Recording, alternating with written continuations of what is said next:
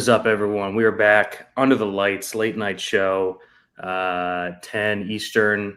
Got a bunch of sports going on. We got the ALCS, we got Thursday Night Football, but we're here to talk college hoops. It's going to be awesome to get into it. Gavin, we started with the easy one, the shortest one, because, we just wanted to dip our toes in this week. We'll be doing the 5 major conferences throughout the next couple of weeks, but we wanted to make it easy on ourselves. Start with the Big East, a conference that's pretty straightforward. How are you, man? Good to be back.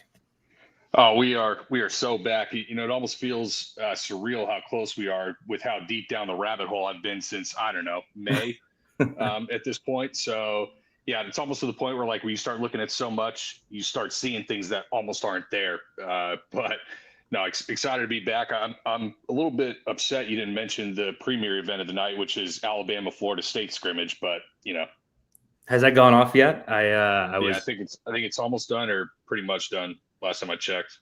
Nice. We'll have to check out what happened there. But we're here to talk the Big East. 11 teams. Why don't you give some overall thoughts on the conference as a whole? I think it's the weakest of the 5 pretty clearly.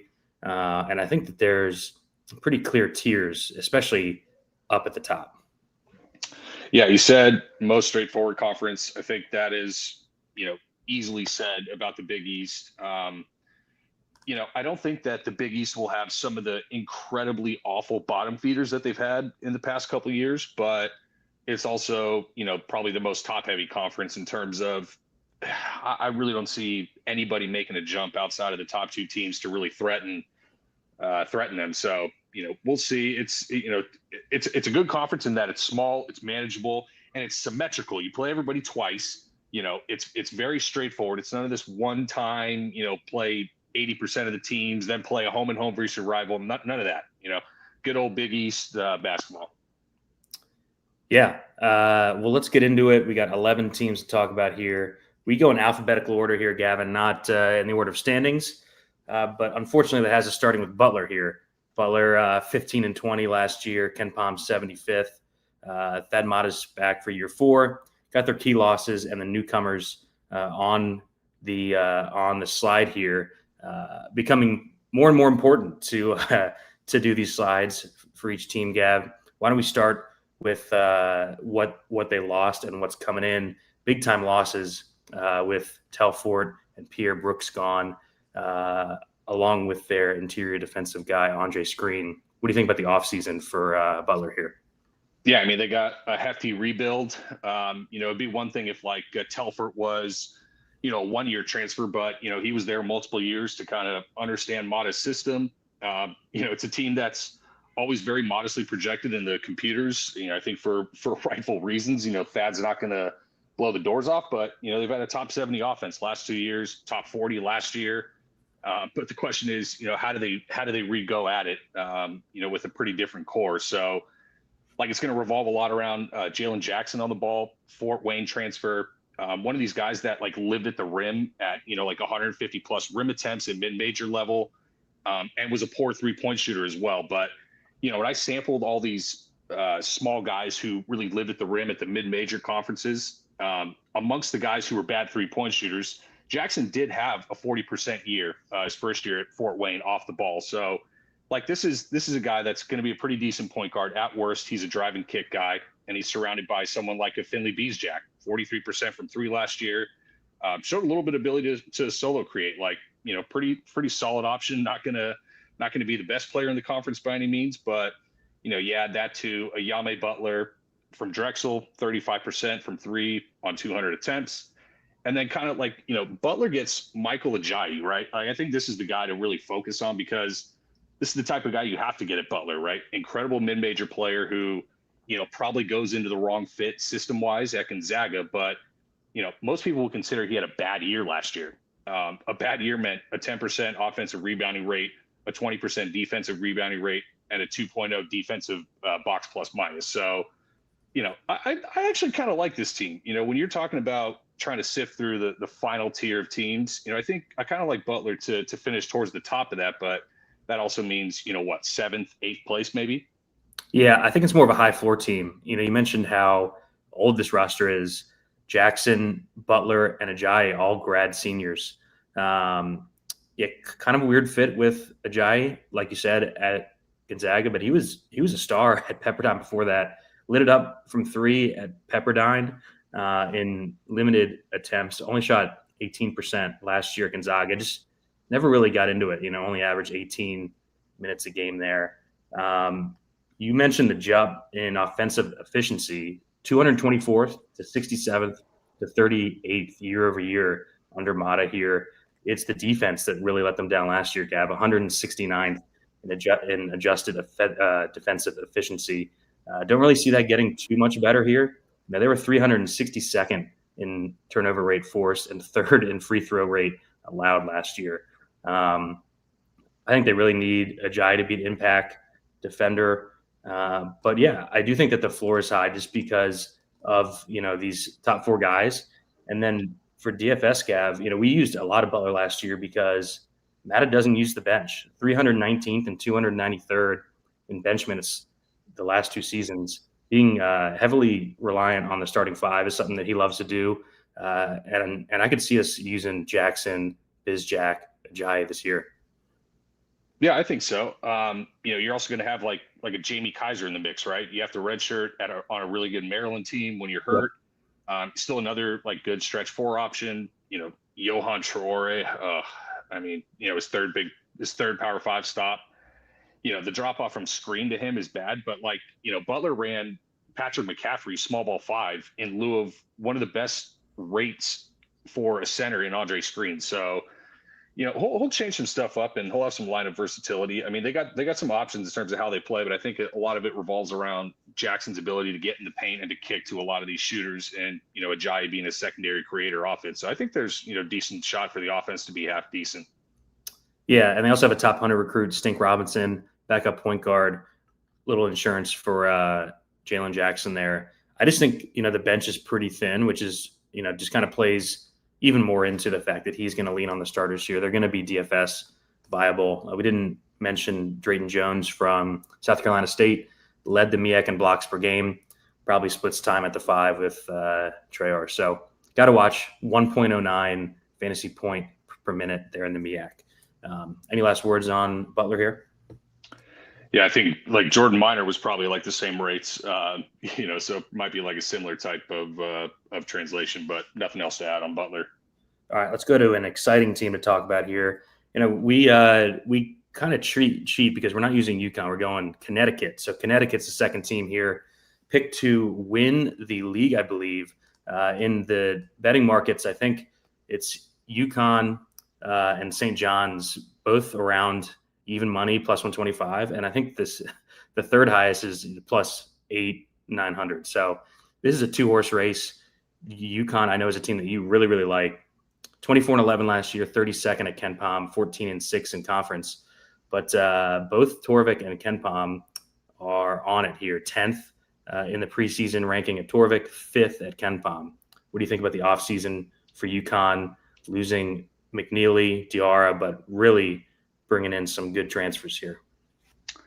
Yeah, I mean, look, it was a down year for UConn last year. The defense fell off. They were 75th in the country. You had, your first-round freshman get hurt for a good portion of Big East play. Dan Hurley got his serve in a humble pie for sure. Yep.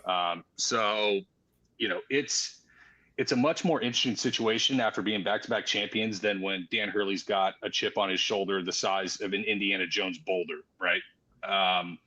I think kind of initially when Karaban decided to come back, when Demery transferred, I kind of associated Demery, solo ball, Karaban, is that national title contender?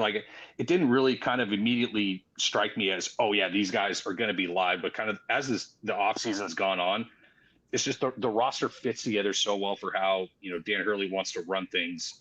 And yeah, there's a lot to like about the offseason. I don't know if you want to add anything on any of the players in particular, because I can just ramble on about this team for a good long while. Yeah, no, this team is one that's really grown on me throughout the summer. I think it fits well, like you said. I'll let you do most of the talking on that. I really, really like the starting 5. They've got proven bench pieces. I think the main issue with this is the defense. It fell off a cliff after the Klingen Sonogo season. It's down to 75th last year. I think that's improved, but yeah, why don't you start us off? Let's start in the backcourt though, since it's UConn. They're probably going to win, or it's them and St. John. So I think, yeah, when you look at the backcourt, right, the issue with UConn last year was they could not stay in front of anybody. They couldn't stop a straight line drive, and they didn't have a Klingon, on the back end to clean up a lot of that stuff. So bringing in a Silas Demery, right, a 6'5" combo guard who is immediately going to, fix some of that. The question with him is, can he be a true point guard, right? I think the question is, do you run out Malachi Smith as a long-term point guard? Do you try with Demery? Because it's not really an offense that is completely driven out of the point guard creating and initiating offense, right? They do so much out of, their bigs as hubs away from the ball with screening actions that I don't think it's as important to have an incredibly dynamic point guard like a Tristan Newton, although, it doesn't hurt to have one. So you have that. You have Braden Mullins, right? This is largely regarded as the best shooter in the class, elite movement shooter, which is just perfect for Dan Hurley. He's 6'5". He's not the most twitchy and physical guy, but he is kind of sneaky athletic, which turns him into a semi-decent defender kind of for someone at his age. You bring in, I mentioned Malachi Smith, right? This is a guy top 15 assist rate in the country last year at Dayton. Offense much more predicated off point guard initiation and creation to other shooters around the perimeter. But he himself was also, I think, like a 36% guy, although it was on low volume. So there's plenty of options. And then kind of, I think the biggest question of this team is, what does Terrace Reed do? This guy, he was the best rebounder in the Big East last year. He was tied for first in block rate, and he was a massive threat offensively, super efficient off the block. Like, he had an incredible year, but he was playing in a platoon. Now, can he play full minutes in his own role? We had 5.4 fouls called per 40. That figure was 7.4 fouls called per 40 against Tier A competition. So that ultimately could decide kind of, UConn's fate in a one-game elimination scenario. If you have to rely on Eric Reib from this, I think, German Frosch, but if you have to rely on him versus, one of the best bigs in the country, you're certainly behind the eight ball in that regard. Yeah, I think Reed is the upside piece here. Sorry, I actually lost internet for a minute. That's the first time it's happened in a while. Of course, it happens on a show. Yeah, no, I think Reed is the upside piece pretty clearly here. 1.24 fantasy points per minute, splitting time pretty much evenly last year with Samson Johnson, 19.9 minutes a game.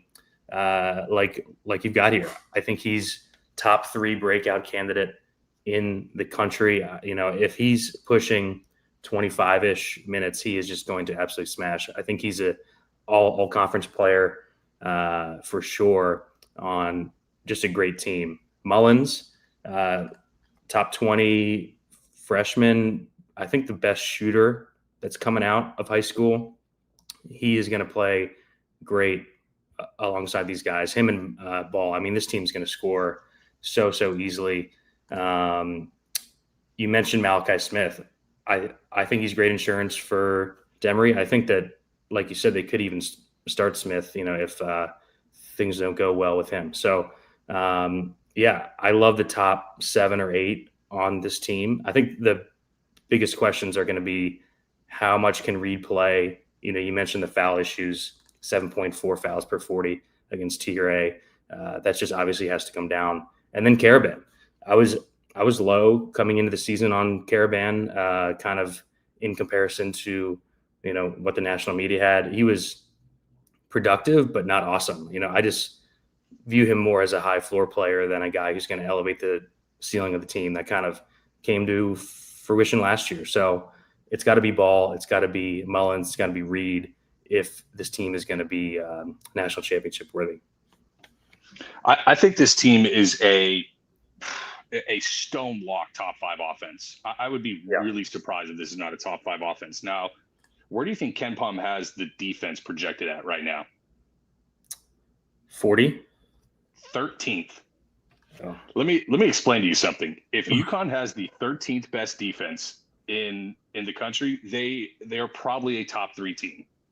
I mean, that is, I don't think that they're going to reach 13th. I think it's probably more in the 25 to 35 range defense wise. But God, if that, I saw that and I said, that's incredible, because if that's a top 13 defense, I mean, the rest of the country's in big trouble. Yeah, because not that many teams are going to be able to score with this squad. The tempo is a bit of an issue. Gav, we talked about it a lot on the DFS shows last year. 330th and 343rd in tempo last 2 seasons, 344th in average possession length. It's a bit of a concern DFS wise, just playing so slow. I kind of hope they open it up a bit. Do you think he does that here, or just kind of stays? Not really. I mean, they're just going to out execute teams in the half court, especially offensively, and that's the game that they want to play. It's it's not the most overly athletic team, so I don't see this being the one that Dan Hurley kind of changes his mindset and starts running more. Yeah, true. All right. Any last thoughts here on UConn before we move on? Negative. All right, let's go to Creighton, I believe. Yep, Creighton. 25-11 last year, 35th at KenPom is where they ended, 15-5 in conference. 3 big losses. I mean, their entire team last year, pretty much. Kalkbrenner finally moves on. Ashworth and Jemiah Neal, who ended up being a great piece for them, kind of a Swiss Army knife, are all out the door. I do like their ads in the portal, though. The 2 guys from Iowa, Owen Freeman, Josh Dix, come over. Blake Harper, I think, is really interesting. Gav out at Howard. We'll talk about him for a bit. Top 60 Frosh wing shooter. What do you think about the offseason here for Creighton? Big change. First season for Creighton in a long time without Kalkbrenner there in the paint. Yeah, I mean, it's the end of an era. On top of Kalk being gone, you lost Pop Isaacs early in the year last year. Yep.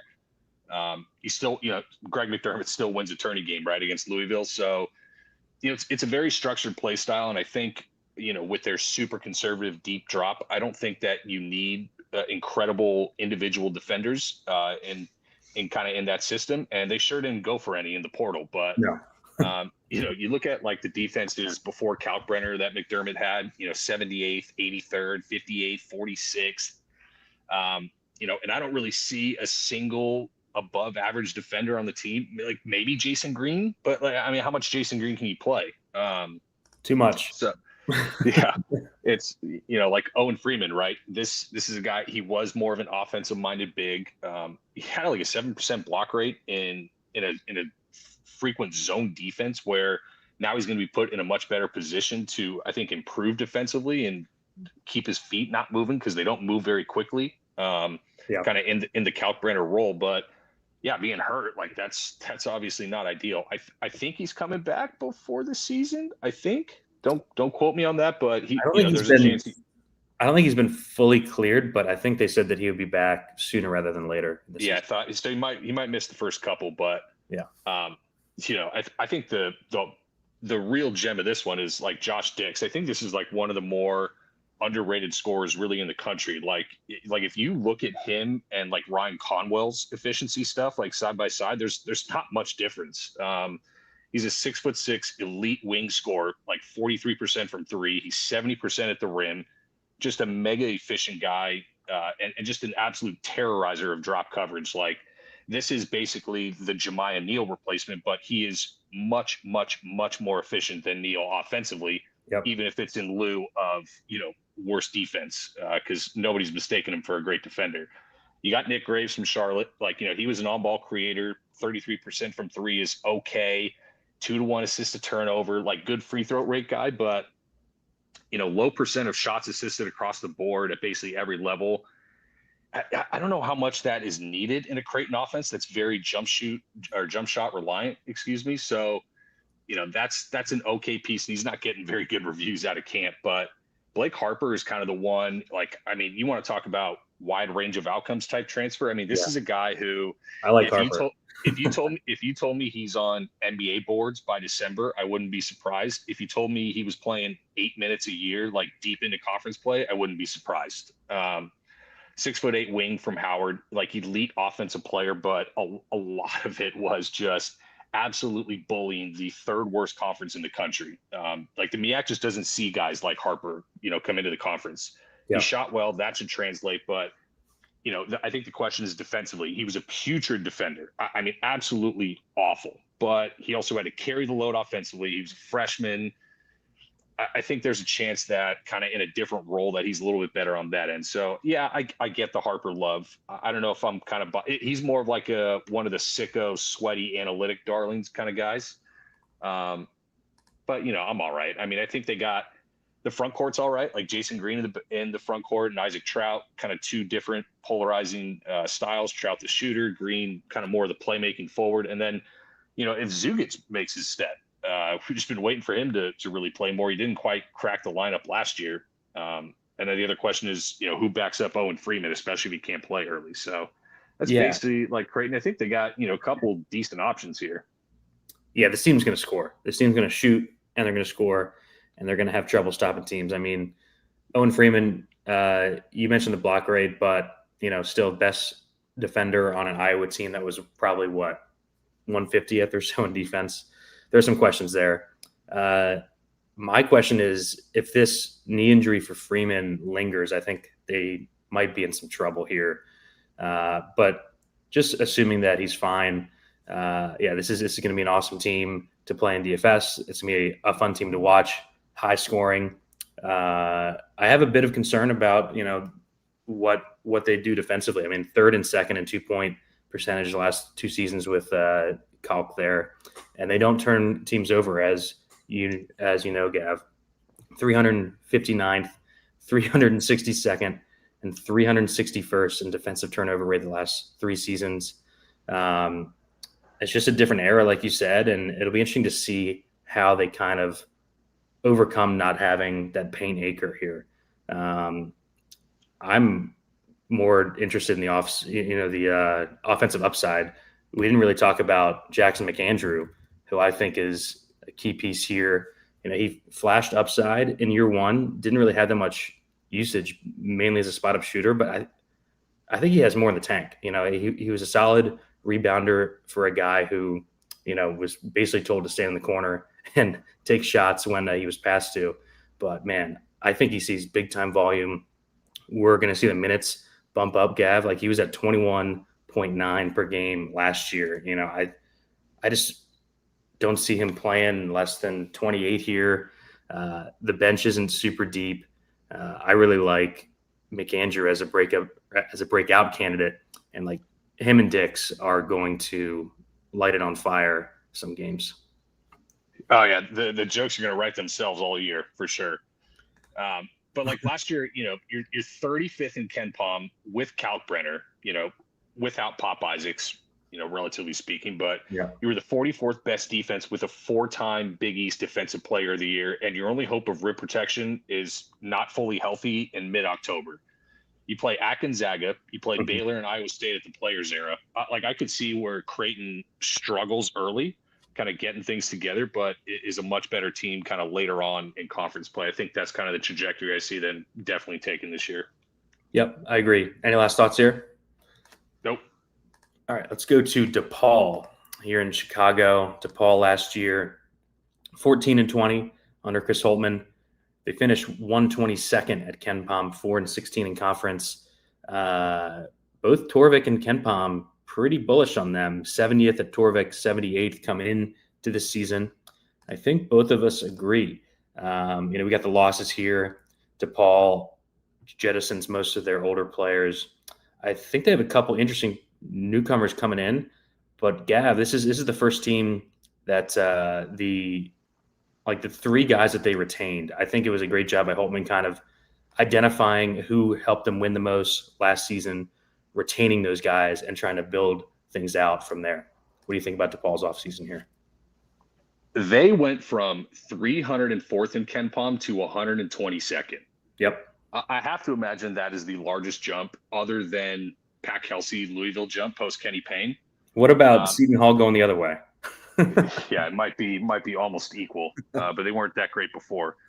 But Chris Holtmann has definitely steadied the ship. Like, you return a core three that I think actually has real upside. Like CJ Gunn, Layden Blocker, and NJ Benson. Like that is a really solid defensive group. I think there are certain offensive questions that are associated with them. Like Gunn was a high volume, inefficient shooter. He was only 30% from three, but 3% steal percentage. Is a good defender. Like him and Blocker are an exceptionally good defensive backcourt, sneakily.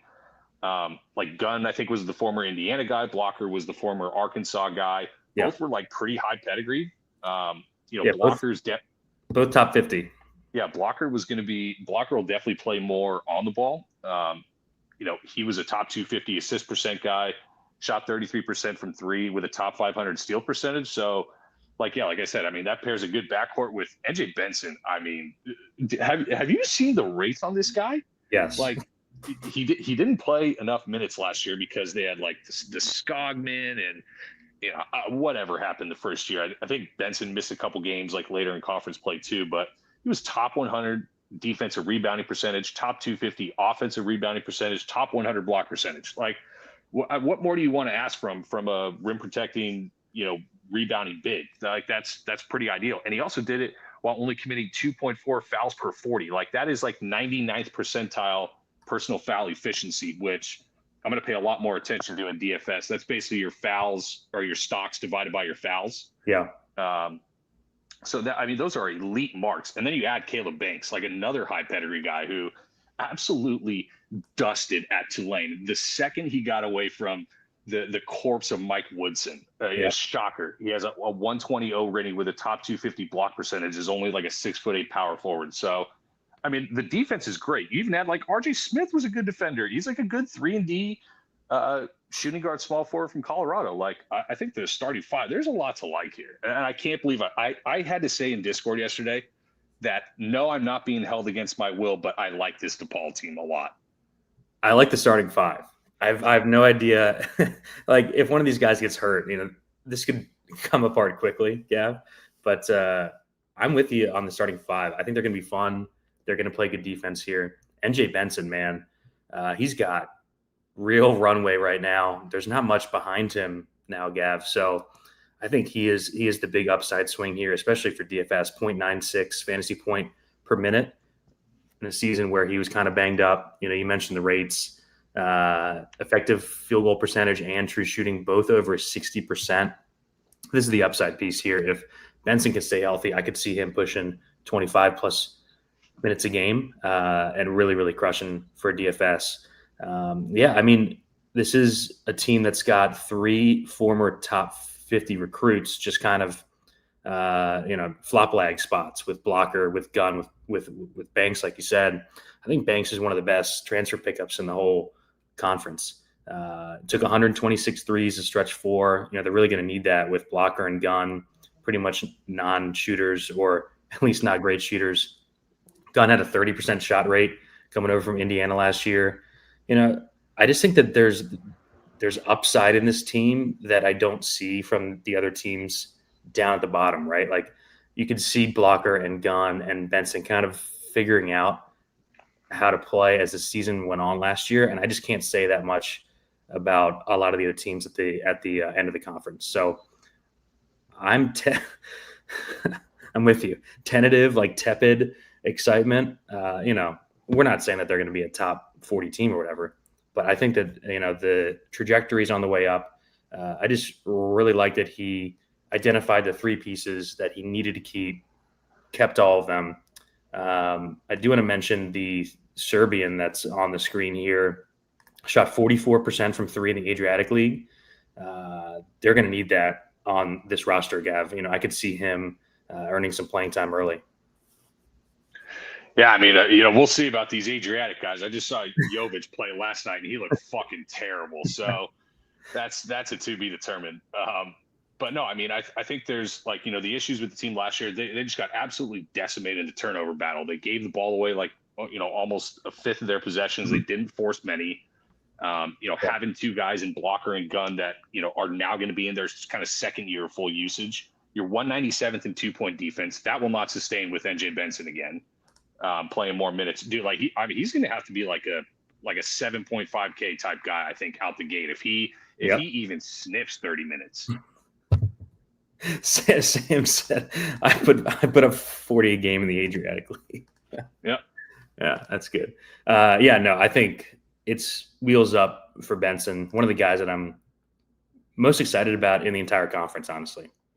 Any last thoughts here? We didn't really touch on the bench. I don't think we have to worry too much about them, but they brought over Brandon Macklin from Radford. They had a Wofford transfer. Don't really think that those guys are going to have too much of an impact. Yeah, Macklin's more like a well-rounded guy. Like he can play and catch and shoot, but he's not really an offensive-minded guy. He's more of a defender, rebounder type wing. And then I mentioned RJ Smith. Like, I mean, he shot 38% from three himself. There's shooters all over the place here. Yeah, and they're going to need that with blocker and gun, more usage guys than true shooters. So I do like how the top 5 plays out, and we'll see how it goes. All right, let's keep it moving here. Go to Georgetown. Georgetown last year, solid season under Ed Cooley. 18-16, they finished 90th at Ken Pom, 8-12 in conference. Torvik got him 72nd to start the year. Ken Pom 82nd to start the year. Big losses here. I mean, Micah Peavy, Sorber, Drew Fielder played well down the stretch. Sorber being a one and done probably took them off guard, but kind of dig their transfer gets, at least defensively. Lewis, Langston Love, Jeremiah Williams. But man, this team's going to struggle to score. Why don't you talk about their offseason here? Yeah, I mean, I don't know if they expected Sorber, even with missing 9 games with injury, to be a near lottery pick. So that's not ideal. But there's a couple things that you definitely got to hit with Georgetown. Georgetown's kind of getting trendy a little bit among some people because of the defense. Like, they were just outside the top 50 last year. As a team, you go 0-10 versus the top 5 of the Big East. So, like, if you want to make any noise, you got to start beating them. But they did have a boatload of injuries, right? Yep. You want to take a guess at what Malik Mack's O rating was in Big East play? 105. 92. 92. That is abysmal. That's bad. Abysmal, especially on the usage in the minutes that he played. Like, yep, he has to improve that. I think he is an example. When I was sampling a lot of those undersized mid-major up transfers, he was a guy who took tough shots in the Ivy, made them as a freshman, and when he had to take the same shots in the Big East, it didn't quite translate. So he is probably, I think if you don't get anything from him, if he does that again, I think like this team is just stone dead, because outside of that, the only real creation is like KJ Lewis, who I think is probably not being talked about enough. I mean, you're talking about a freak physical athlete wing defender, and started to show some playmaking last year, but there is literally no jumper to speak of. So he can play like a really close replica to Micah Peavy. And if you recall, I mean, dude, Micah Peavy shot like absolute cheeks his first 7 years of college or whatever. And then in his 8th, he shoots 40%, right?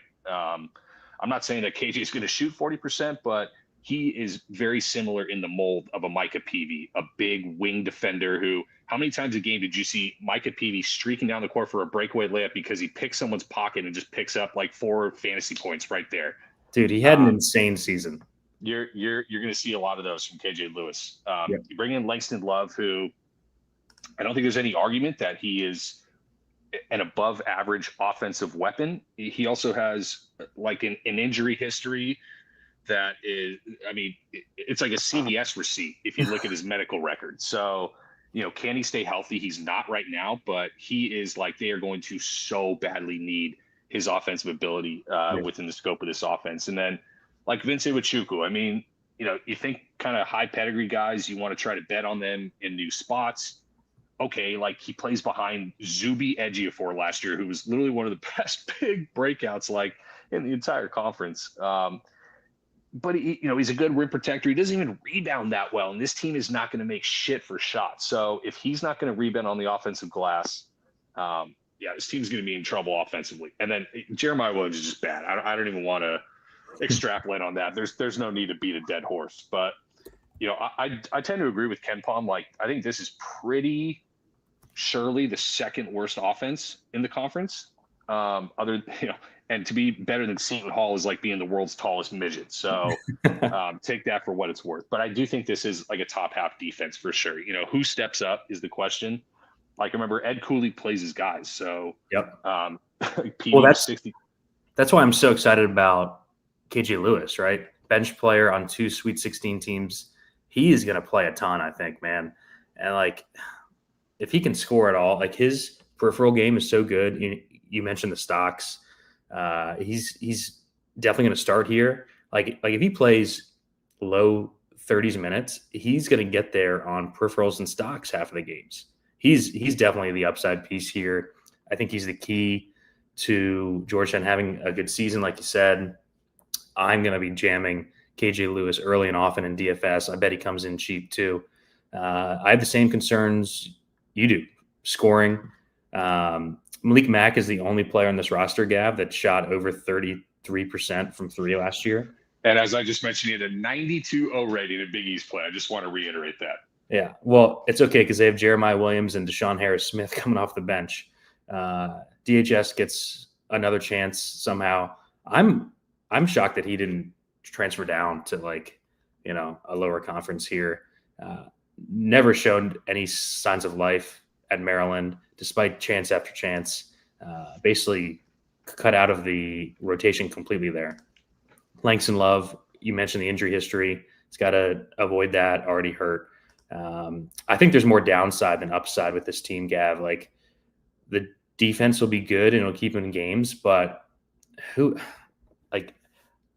I just don't see them doing much. And I think that they're like a Lewis or Mack injury away from really tanking, honestly. Like if Mack goes down or Lewis goes down, I just don't see how they score.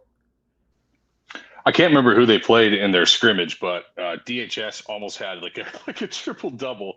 For what that's worth. I mean, yeah, I don't have a ton. I don't have a ton more to add at Georgetown. I generally agree with you that the defense will buoy this team's ranking to the point where I don't think that they I don't see them falling like into the bottom 2 of the conference, but I still don't think they have like the offensive upside of a Butler. So yeah, I mean they're going to have to win greasy ass games, and Cooley's going to have to slow things down and win 50-46 type efforts. It's going to be a stone under team for a while probably. Yeah, and he ramped up the tempo last year, 117th in tempo. That's definitely coming down this year. Yeah, because you had a Micah Peavy that could rip and run. I guess KJ Lewis could, but I mean, yeah. KJ Lewis is the exciting piece here. 0.94 fantasy points per minute last year off the bench, and he barely even touched the ball. So that is the upside swing here. All right, let's go to Marquette. Lots to talk about with Marquette, Gav. 23-11 last year. They finished 29th at Ken Pom, 13-7 in conference.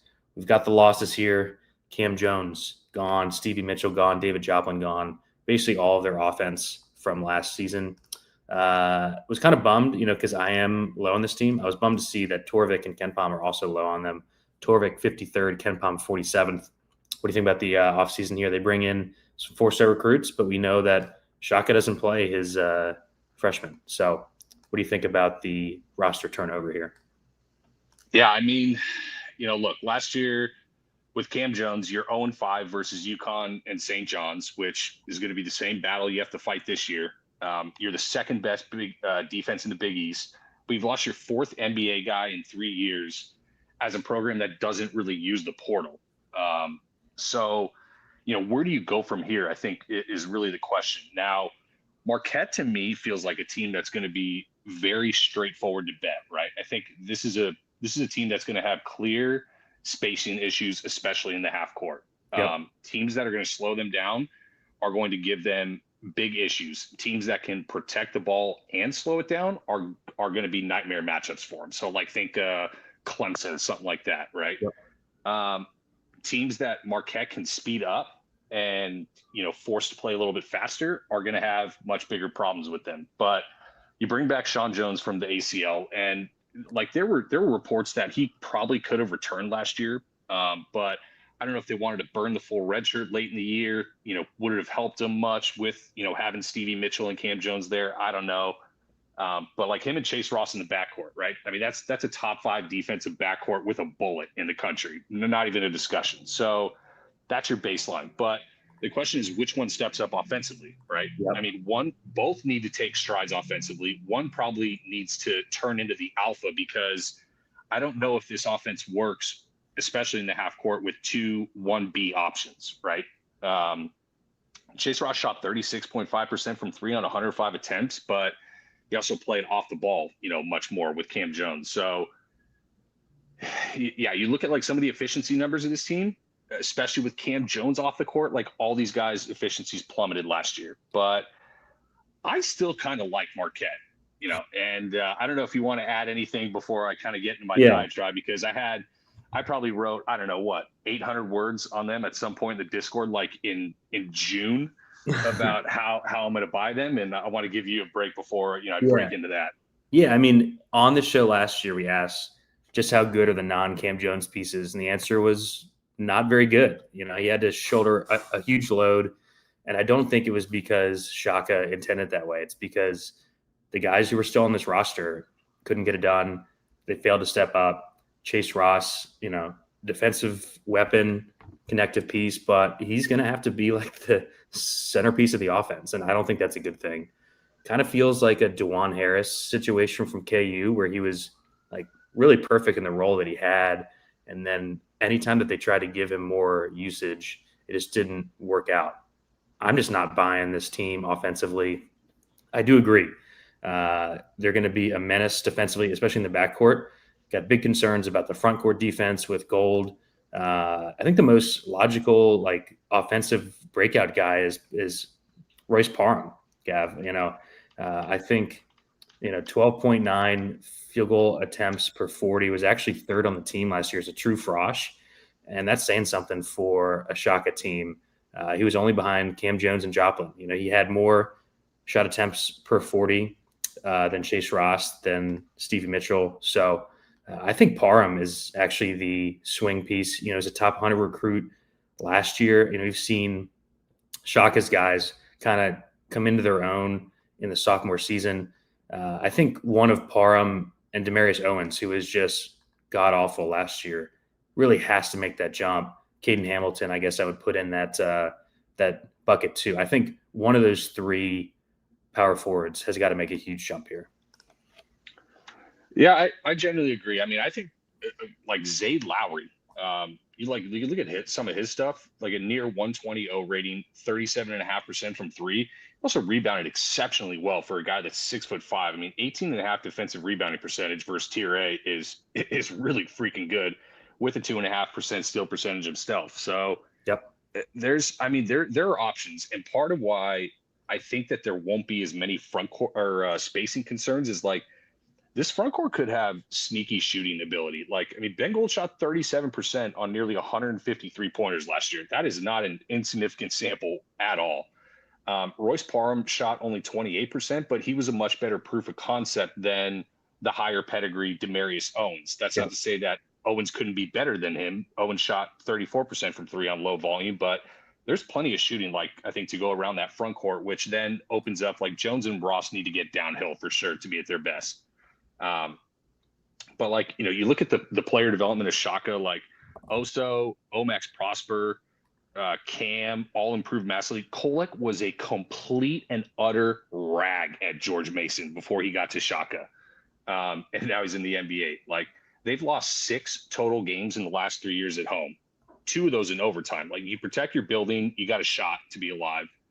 And then, like, last year, Ross, Cam, and Stevie Mitchell all dealt with like nagging injuries throughout the year. Plus, he had the Sean Jones ACL, and they still finished 39th. So that's basically like, I think where Ken Palm hasn't projected. It's, I see where people are saying they can't be better without Cam Jones, but I kind of want to buy Marquette. And part of why I'm buying Marquette is because I think they set up better in the conference than Creighton.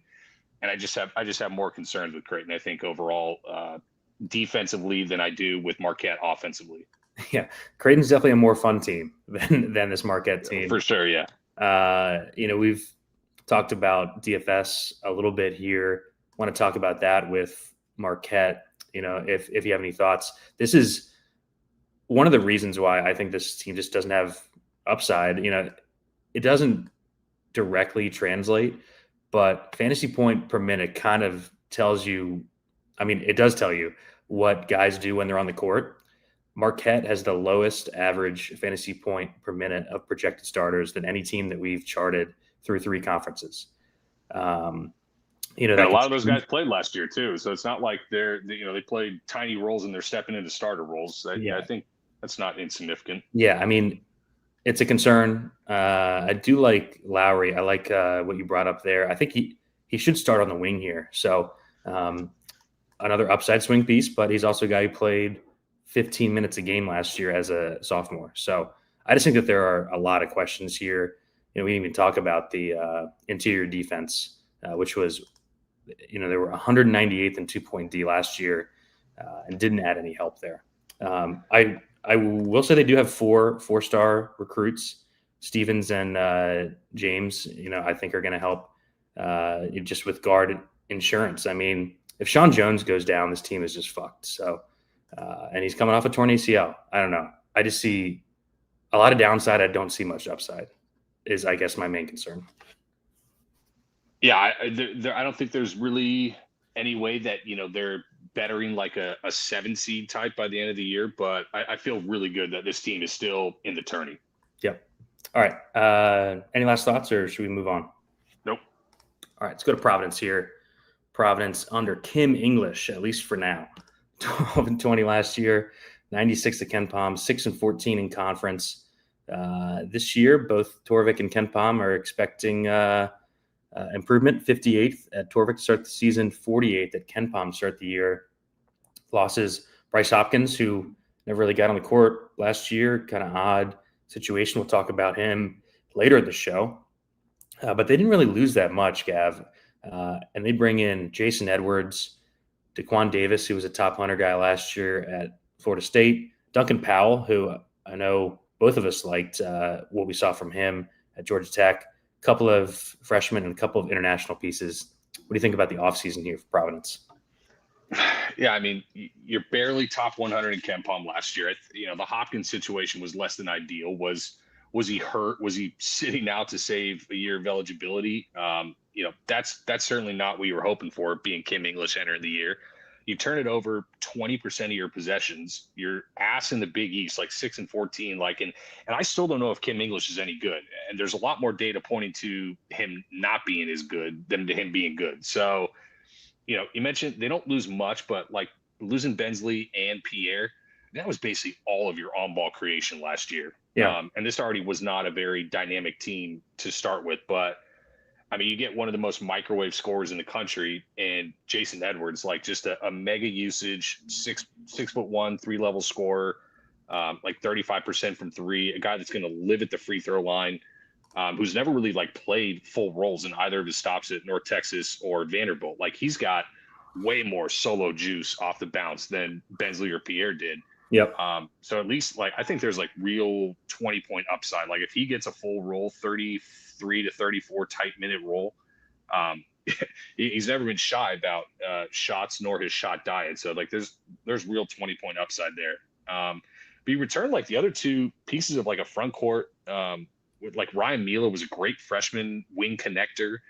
He battled through injuries and still he was top 50 in defensive rebounding percentage. Like, which when you look at him, you would never believe, but while being top 500 in assist percentage. So there's even like kind of some outside hub playmaking ability with him. And then you look at old Osmond, right? Like we would meme Osmond a little bit last year, like, what him sharing minutes with Sandico, but he had some incredible rates. Brother, you look at Oswin's rates, they are not very far off like what Jalen Duren did in the American as a freshman. I'm telling you, like a couple points defensive rebounding percentage, couple points block percentage. It's pretty close. And it's not that Duren did it in a ton more minutes. You see like Janai Broom on the list in the OVC of guys that put up his kind of rates rebounding and block wise. So he could have a really good year himself too, in a bigger role. And then, having a high floor guy like a Jalen Sellers, as long as he's healthy off the back injury, usable 3-point shooter.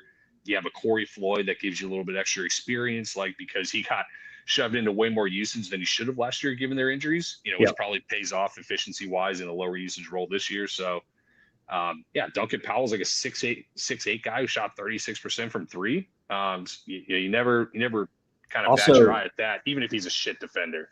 Also has the best haircut in college basketball. If you haven't seen Duncan Powell's haircut, Google it. He's entirely bald, but he has hair just in the back bottom of his head. It's goddamn hilarious. I'm with you. I think Floyd and Barron kind of belong as bench pieces. I think Powell is a better bench piece than starter, which is kind of what he had to do with the snake-bitten Georgia Tech injuries. He was kind of forced into more minutes than he should have been. I like the roster here. I think the bench is solid.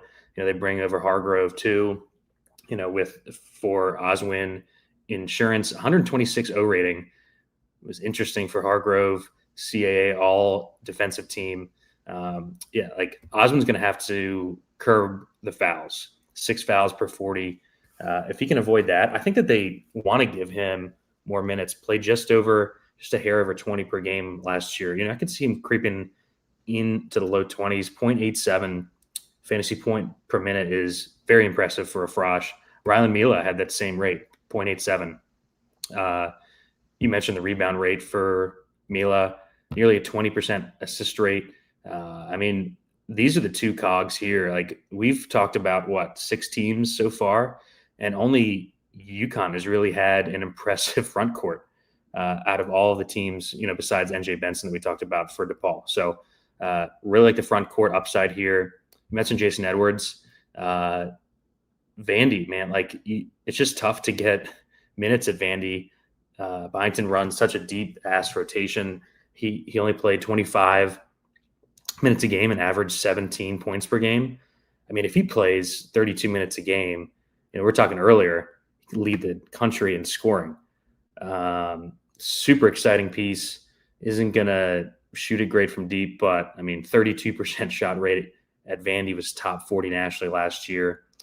Doesn't give you much peripherally for DFS, but dude, Gav, if he does anything in that department, he's just going to absolutely nuke. He was 0.93 fantasy points per minute for a guy who didn't want to grab rebounds and had 1.3 assists in 25 minutes a game. We didn't talk about Davis coming over from Florida State. Probably going to share the backfield with Edwards here. The backfield, this guy. Did I say backfield? Backcourt. Coming out of the dog shit spot with Florida State with a coach who was kind of quitting on the team. Good stocks here. I think he's a interesting player at the very least here. I think he's brutally mediocre. He was a freshman playing for a coach that quit on the team. So maybe there's a little bit of upside involved in that. I just think he's going to be pretty bang average type of, zero win share type player.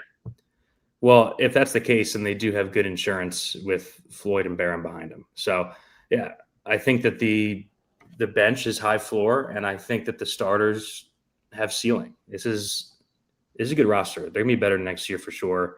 Kind of sucks that both of the prediction sites kind of have it exactly kind of where I would here. Yeah, 50 spot jump is completely baked in, all that. So don't be thinking, I'm going to like Providence early in the betting market, because all that is baked in. Yeah, I have the same concerns. Talk about liking the players. I have serious concerns about the coach here. The 87th adjusted offensive efficiency last year was the best of his 4-year coaching career. And one of those seasons included having Devin Carter and Josh Oduro. And the other included Josh Oduro in the A-10. Yeah. Any last thoughts here? No, I'm kind of with you there on English. I don't think he's a very good coach, but that's maybe he'll prove me wrong this year. Even as much I like Providence, I don't like the coach. So same. Speaking of that, let's go to Seton Hall. Oh boy, 7-25 last year, 204 at KenPom is where they ended the season. 2-18 in conference. I'm actually surprised it wasn't worse than 204. Torvik's got them 125 to start the year. KenPom has them 93rd to start the season. This team played slow last year, 323rd in tempo. They could not score or shoot for shit. 315th in adjusted offensive efficiency, Gavin. 316th in three-point offense, 358th in two-point offense. Man, what a shit show last year. I guess the good news is they ejected the entire roster, and he kind of handpicked some guys. Let's get into it. What do you think about the guys that they brought in here? I mean, what is there to say about this team? Like, they are probably one of the most handicapped Power 5 teams, in the NIL era. And not only were they bad last year, but they were also they could not shoot. They also could not stay healthy, which tends to be a large issue with teams, especially when your starters aren't good and your depth is even worse. So, yeah, I mean, Seton Hall, I think the main kind of guy that we're going to have to pay attention to for DFS is Bud Clark. From Merrimack. This is a guy who it was a tiny on-ball guard who had one of the highest shot, just raw shot attempt rates given his minute allotment, his usage. It was pretty bananas. And so much was at the rim. He had like 330 some odd rim attempts, I think, last time I checked. But how does that translate? He was a sub 30% three-point guy. I think best used in this offense, he's probably going to be a driving kick guy because I just don't see him having success given his frame, given his inefficiency at the rim, sub 50%, translating to the Big East. So, yeah, I mean, it's going to be him. It's going to be a little bit of TJ Simpkins from Elon, who's also not a shooter. Elijah Fisher from Pacific, like he also can't shoot that well, and he's going to play a lot of minutes. So that's the majority of your backcourt. Like, I mean, can AJ State and McRae like shoot? No, I don't know. I guess. Yeah. I mean, I don't know what else is to talk about with this team. Like Pat Sumanik's dad must be like an underground oil baron and just anonymously donating a ton of money to whatever program takes his son. Cause I don't know how he's still in Division I. So yeah, Mike Williams from LSU, that kind of, high-ish pedigree guy coming in, never quite panned out. It's just, I mean, how about the Jasim Felton fantasy point per minute? Did you see this on our sheet?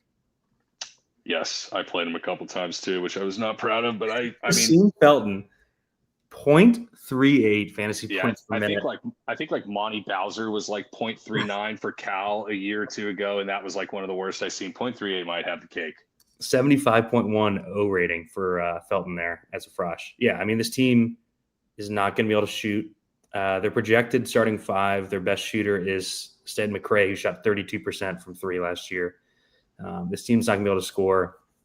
But the good thing for us in DFS, Gav, is that Shaheen Holloway loves to play all of these guys. So he's well. They also had a bunch of injuries too last year. Like Isaiah Coleman was banged up. Yeah. I mean, they had a couple guys. So that could be semi-baked into some of the heavy non-bench minutes, I guess, last year. Well, no, I was saying they were 19th in bench minutes, even with the injuries. Oh, really? Okay. Well, there you go. So I think this is going to be a complete avoid for DFS. Let other people play. Seton Hall guys, they're going to play in greasy ass games anyways. There isn't really much to say. I mean, you talked about Bud Clark, Adam Clark here on the sheet, 5'10", 155, like you said. Yeah, there just isn't much to say about this team. I think they're pretty clearly the worst team in the conference, and it might be by several games. I would be shocked if they weren't the worst team in the conference, but I also don't know if Shaheen even has, he might have two hands tied behind his back in this situation, much less one. Yeah, I mean, full bust of a transfer class last year. We'll see if a couple of these guys stick. But Isaiah Coleman just looked like an absolute god for Oklahoma State against Auburn. Yeah. I hope Mike Williams gets a chance. I guess that's like the upside guy here. Maybe change of scenery after getting kind of mothballed there at LSU. But that's enough time on Seton Hall. Let's keep it moving. Thank God. Let's go to a good team. St. John's. Holy hell, what a season last year, Gav. 31-5, 14th at KenPom, 18-2 in conference, man. Torvik's got them 8th to start the year. KenPom's a little less optimistic at 16th. This team had the second best adjusted defensive efficiency last year. Their issue was 3-point shooting. What do you think of the roster moves here? They lose Kadari Richmond, Davon Smith, R.J. Lewis, Aaron Scott. 4 big losses there, but they also bring in a ton. Yeah, I think like one thing you could say about the Johnny's portal class is it might be like the most raw talent of any portal class. Yeah. I mean, there are some pretty insane names on that list, and even some of the names kind of had factors going against them last year that were out of their control. But yeah, you mentioned it was an elite defense. They couldn't shoot. And then you go to the tournament and you play another team in Arkansas that's like extremely physical that they don't see. There is nobody that can replicate St. John's physicality in the Big East, not even question. The next best team is UConn. They're, I would call finesse. Creighton, their finesse. Marquette, their tallest guy is Ben Gold, like versus Zuby Ejiofor. I mean, so you don't see that in Big East play the entire year. You immediately see a team that has your level of physicality. You don't shoot well, boom, you're gone. So, yeah, he brings in basically 3 guys who shot 37% or better from 3 in Ian Jackson, Osiah Sellers, and Joson Sannon. And I think there's a couple things to kind of mention with a few of these guys, right? Ian Jackson was one of 3 freshmen to shoot 39% from 3 on, I think, 140 attempts. And the other 2 were Con Knipple and Trey Johnson. So he didn't really have the optimal role because he does need the ball in his hands to a certain extent. And North Carolina had Cadeau and RJ. So other than that one stretch where he averaged 17 a game, he had 10, 20-point games last year. Yeah. There's a scenario where Jackson is in lottery discussions, come towards the end of the year, if he's really the guy that breaks out offensively and gets the reins, he's not going to get any favors analytically from Pitino, but he has that kind of upside. I mean, Joson Sannon not only was a reclass freshman on a completely dead Arizona team that had guys allegedly shaving games, BJ Freeman, but he also had an injury during the year. So yeah, you tell me a guy who was a reclass, who was injured, who still shot 37% from 3. Yeah, the O rating was sub 100, but there's real upside, I think, offensively with that too. The question with the team just comes down to who can play point guard, right? Can Jackson play it? Rick Pitino has said Osiah Sellers in his 7% assist rate last year is going to be the point guard. Starting Sellers at the 1 to start the season. Hold on. I think, to digress for 1 second, whatever Rick Pitino says during the year, I don't care. I don't care, because any player, if he doesn't give a good effort and is playing bad defense, can get yanked, because this team has so many options off the bench that are really good basketball players. We saw Kadari Richmond just not play second half. We saw RJ Luis with the season on the line sitting the entire second half. Rick does not care. So DFS wise, this team is going to be, I think, a genuine disaster for anyone not named Zuby, because you never know. The minute range of outcomes is going to be 8 minutes to 35 minutes for everybody else. Let's talk about Zuby. I mean, what is there to say? The worst thing you can say about him is he's one of the 5 best bigs in the country. I mean, I think there's an argument that he's the best, better than Biddle, better than Toppin. Now, he might not put up some of the counting stats of a Toppin, which, player of the year, another discussion, but Zuby could have that kind of year. He's an offensive rebounding demon. He showed kind of semi potential to hit shots away from the hoop, which this team will certainly need, especially when you have Dylan Mitchell and Bryce Hopkins at the power forward, 2 guys that are not particularly known for being good shooters, but Mitchell's one of the best wing defenders in the country. Hopkins is, as high of upside and as wide a range of outcomes transfer as it gets coming off the injuries. So there's a ton to like. If they figure out the point guard situation, it could be Dylan Darling. Idaho State couldn't shoot a fucking lick last year. They were outside the top 300 in 3-point percentage, and Darling was still top 25 in assist percentage. He shot 36% from 3 and was assisted on only 42% of those. So as St. John's got religiously underscreened last year with Kadari and Davon, that may not be an option, when you have a Darling on the court. He's the only true point guard. one of my hot takes is I think he's kind of the answer, and I think it may take a while to get Patino to get there, but eventually he's kind of the straw that stirs a little bit of the drink offensively as a driving kick guy. Yeah, smart people in this industry who we've talked to pretty much all say that, this team will take off once Patino realizes that Darling has to play at the 1. The issue is, to do that, he's got to take one of Jackson, Sellers, or Sandin off the court, who, they definitely paid a bunch of money to get those guys, Gav. So I think he's going to start that way. And like you said, it's going to take a little time. Zuby, one of the biggest things for him as a 5, he played 32 minutes a game last year, man. Like, we've talked about a lot of big men where it's like, hey, maybe they could play 24 or 25 minutes, maybe they could get there. Zuby played 32 a game last year. Like, he is such a great DFS asset. He is the best big in the conference. Maybe Terrace Reed will get there, but Zuby comes into this season as the best one for sure. We didn't talk about Bryce Hopkins yet, Gav. Real interesting piece. He's apparently going to start the season as the 6th man. I don't even want to listen to what Patino is saying about the power forward, because I don't care who starts. Him and Mitchell are both going to play, 24-ish minutes. You can't play them all 3 together with Zuby. So he's just challenging people in the media the way Rick Pitino does. I had to step in because, yes, I think there's some head coaching comments that need to be taken seriously, and then I think there's other stuff like a Pitino or like a Calipari who just say shit and challenge guys. Well, I was going to say it might make sense. Like, Hopkins has had 2 really serious injuries last 2 years.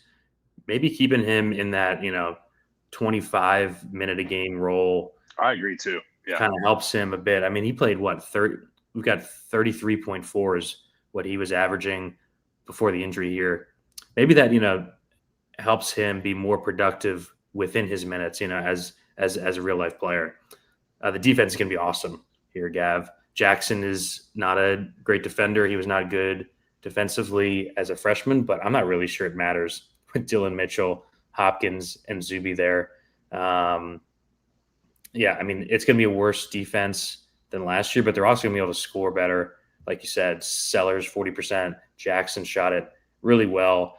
And I think it was kind of a tough spot for him, Gav, at Carolina with Cadeau and RJ around. He's going to get free reign here. I'm fairly certain of that. So, they're going to be able to shoot. They address their main issue in the offseason. I also think that they're not going to run that deep of a rotation, man. Like, if you look past Sandin and Darling, like, their top 7 is elite, right? Dude, you've seen Patino play Ruben Prey and Abine Ayo. I mean, he does wild shit. Yeah, but not for long stretches of time. Like, yeah, maybe by the time conference rolls around, he's got a more cemented rotation. But we're going to see these guys early, for good or for worse. Yeah, I mean, I guess my larger point, right, was the top 7 is elite. Like you said, maybe the most talented top 7 in the entire country. I'm excited to see what happens, honestly. And their schedule is tough early, so we'll be able to find out. Any last thoughts here?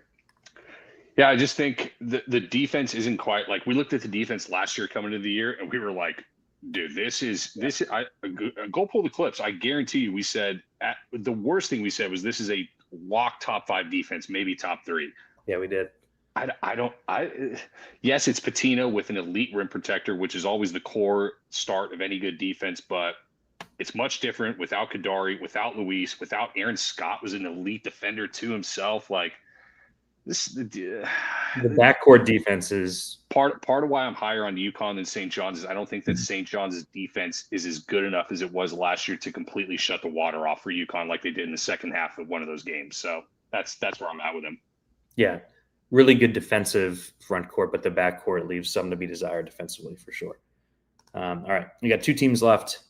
We're pacing pretty good. We'll have to speed up for the larger conferences, but we're taking our time a little bit here because we do have the time. Let's go to Villanova under Kevin Willard now. Gav, we could do a whole podcast on what happened with him at Maryland. 21-15 last year, 56 at Ken Palm, 11-9 in conference. Neptune out the door. Everyone associated with Villanova is happy about that. Both Torvik and Ken Palm have them right at 50 coming into the season. They lose Eric Dixon, Wooga Poplar, Brickus, Longino, and Enoch Bokia. Dixon, obviously a massive loss, led the country in scoring last year. But they brought in a ton here. Willard has a top 40 frosh coming in. Duke Brennan's going to start at the 5 here. We'll talk about him from Grand Canyon. Bryce Lindsey, I think, is interesting from JMU. Zion Stanford from Temple as well.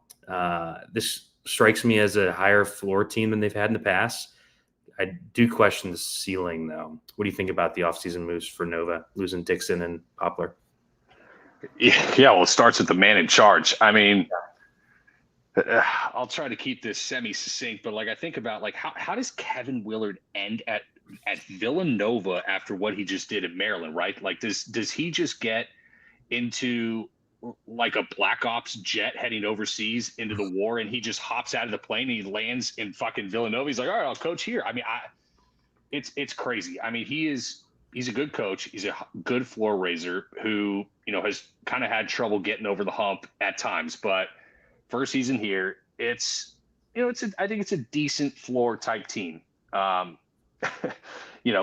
think the main thing to realize with Willard is that, I mean, I even asked about this because I thought it was insane, but a quarter of the way through the year, they were pacing, top 50 tempo wise at Maryland last year after being, 300 back-to-back years. And I asked somebody and they're like, yeah, Kevin Willard basically hired consultants to tell him that a missed 3 is better than a turnover, especially if it's early in the shot clock. And he goes, oh, so we'll run faster and we'll take more 3s. And sure enough, Maryland was really freaking good last year, aside from their talent. So I think really where it starts with this team is Caden Lewis, top 40 point guard.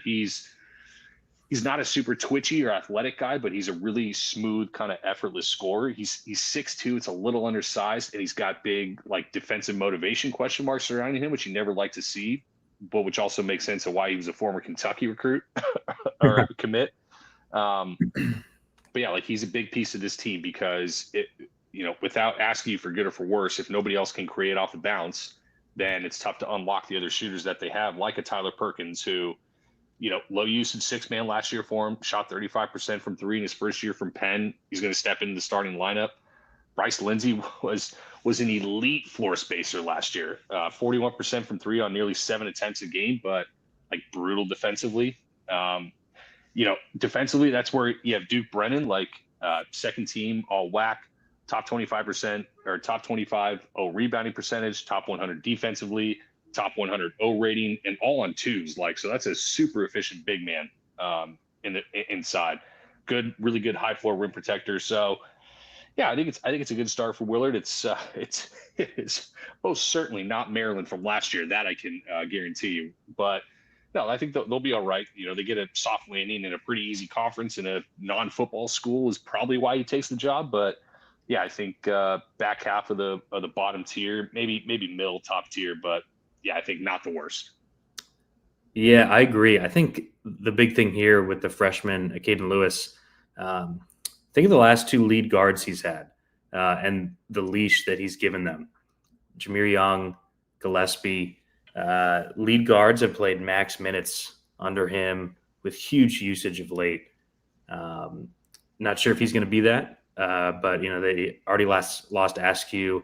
I think they just kind of give Lewis the keys here, Gav, and just kind of see what happens. Him and Lindsey, at least offensively, are going to be exciting. You mentioned the shooting for Lindsey, nearly 7 3-pointers a game.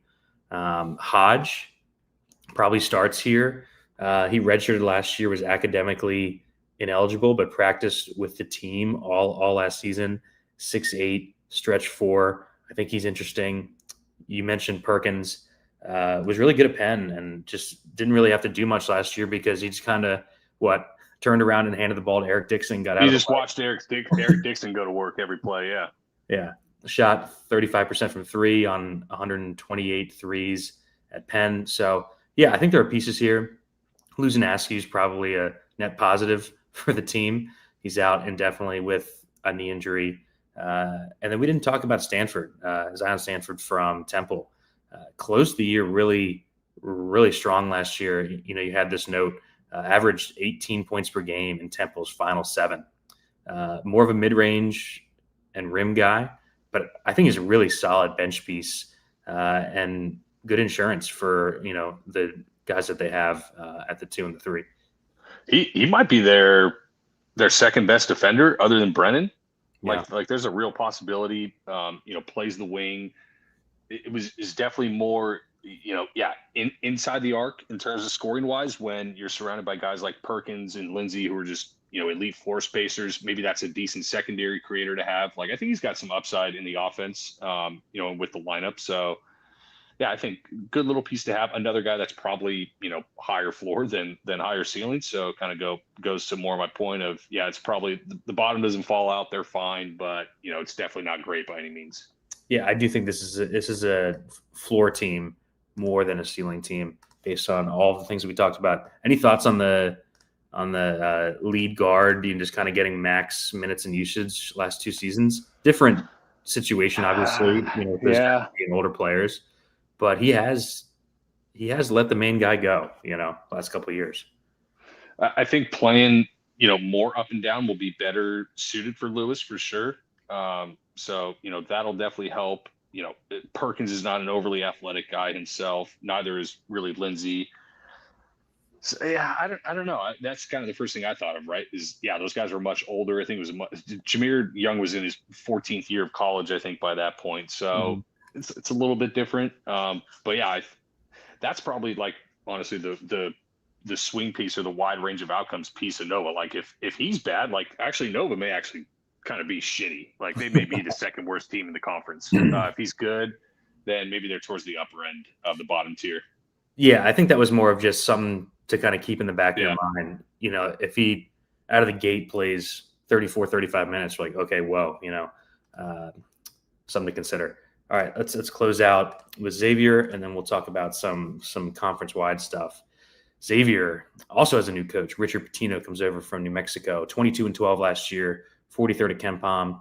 Not good enough. Torvik's got them 75th to start this year. KenPom 62nd. We got the note here that you don't really want. Entire roster either graduated or transferred. Rebuilding process starts now for Pitino. Really built up New Mexico to be a great program, but man, this is the worst Xavier roster that I can remember. I think there's question marks in the backcourt. What do you think overall? Yeah, I think overall there's question marks everywhere. I mean, this roster is cobbled together a lot of mid-major guys. In Richard Pitino's first year, he was like one of the fastest tempos in New Mexico. So we're probably going to have to pay attention to some of these guys just by default for DFS purposes. But it's pretty hodgepodgey in terms of like what he brings in. Is all right. The main guy that they build around, like he was a Valpo transfer. He was one of the leading usage guys as a Frosh in a really good Missouri Valley. Like, the efficiency wasn't great, but it was decent for a Frosh with that level of usage. He's probably like the upside piece offensively. But that being said, he's a terrible defender. And he's bookended by Malik Moore in the backcourt from Montana. This is about as elite sharpshooter mid-major wise as it gets. Like 41% from 3 on 142 attempts in a 6'5" frame. That plays anywhere. Good off-ball guy to have regardless. I think Pizzotto is actually kind of interesting. I mean, he was really good for just a terrible Evansville team. This is like an Italian transfer who some of these European guys, especially the guys who don't have some of the pro experience that we're going to talk about, which is interesting that we haven't talked about any of those guys in this conference. They're all in Big Ten, ACC, SEC. That's crazy. But regardless, this is a guy that you could see taking a year to kind of, get his feet under him, kind of like a Tubelis, kind of like, some of these other guys that we've seen. What's the Gonzaga guy start with a P? I can't recall, but before these pro Europeans. Yeah. There you go. Before they started coming in, Pizzato could be all right. 31% from three in a 6-7 frame. Like he has some offensive upside. You have Trey Carroll from FAU, good offensive big, mad defender. And then like Anthony Robinson's kind of an interesting piece, right? Like UVA athletic big. I think it will be a really good rebounder and shot blocker, and probably a guy that I think maybe the most important guy that we pay attention to early in DFS, because coming out of a dead UVA team where he barely played, but the rates are really there. So if there's any minute uptick at a reasonable salary for the first couple slates until it corrects, I think like he could be the most interesting guy on this team for that. Yeah, the issue with Pizzato was going through some stuff. It looks like he tore a meniscus in practice. So he's going to be out a while, at least January is what the 3-man weave guys were saying. So, I mean, but that's going to open up more minutes for All Right, who you talked about from Valpo. I think Trey Carroll is the piece that we really have to consider here, man. Like he was stuck in a pretty deep rotation in the front court. Patino has not used deep benches. I think they were 287th in bench minutes last year. Like if we see Trey Carroll starting, Gav, this is going to be huge. 1.11 fantasy point per minute. I know you remember last year, like we had to consider using him at 5-6K off of the bench because his rates were so good at FAU. 118 O rating player, led the team in usage off of the bench, nationally ranked rebound and block rates, shot 38% from three. Yeah, he's not going to defend, but this is a DFS point here. Like if he plays 25 plus minutes, he is going to be a DFS monster, man, with these rates. 1.11 fantasy point per minute. I have to reiterate that for Trey Carroll. So if you see him starting early, I think he is the upside swing, him and All Right for DFS. Any thoughts on Carroll there? No, I think that's a good call. Like, and sometimes, these guys that play on mega up-tempo teams who transfer into a different scheme don't tend to put up kind of the counting stats at the rates that they do. But, who plays faster than John Jacobs is Richard Pitino. So yep. I don't think that's a concern. So, you are looking apples to apples in terms of the rate stuff on that front. So, yeah, I definitely get that. Yeah. I mean, this team's going to struggle, but I think Carroll's going to be a bomb DFS play. All right, let's close out with some conference accolades like we do it at the end of each show. I've got mine up here, but we'll start with you. Actually, before we do this, let's do the standings, because I know that you've got the standings and the tiers here. We've been talking about it throughout the show, but I think pretty clear top 2 tiers at least. Yeah, I think, pick your fighter between St. John's and UConn for the top tier. You're talking teams with, I think, real legitimate national championship upside is kind of the ceiling. And, the floor is probably like top 4 protected seed type, 4 seed line, I would say. So, yeah, these are some of the better teams in the country for sure. And it gets much uglier after that, right? I think Marquette and Creighton pretty safely on kind of the next tier of teams. I don't think there's a real chance that they kind of jump up into, the first tier. I just don't see the ceiling from either to do it.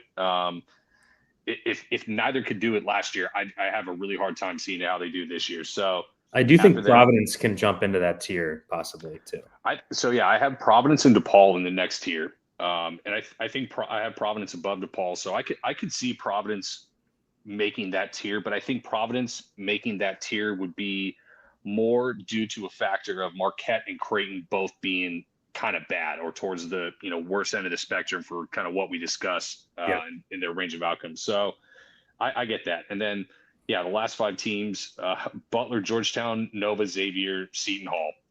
Have Seton Hall last, and then literally just dealer's choice the other 4. Agree. I think Xavier and Seton Hall pretty clearly the bottom 2 here. All right, let's go to the accolades here. I've got mine up on the screen. My first team, all Big East: Jason Edwards, Ian Jackson, Alex Caraman, Zuby, and my guy Terrace Reed, who I think is going to make a huge jump. We're talking beforehand. I almost did a bit and only used guys from the top 2 teams because they're so much better than the rest of the conference. But I put Jason Edwards in there, like we were talking about, outside shot to lead the country in scoring. We were talking about that earlier today. A couple books have him 18 or 20 to 1 to lead power conference in scoring. So Edwards, Jackson, Caravan, Terrace Reed, and Zuby for me.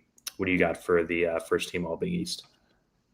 Yeah, I think it's tough to go against Zuby for, not only first team, but probably conference player of the year. Yep. Caravan being the second, getting the lifetime achievement award.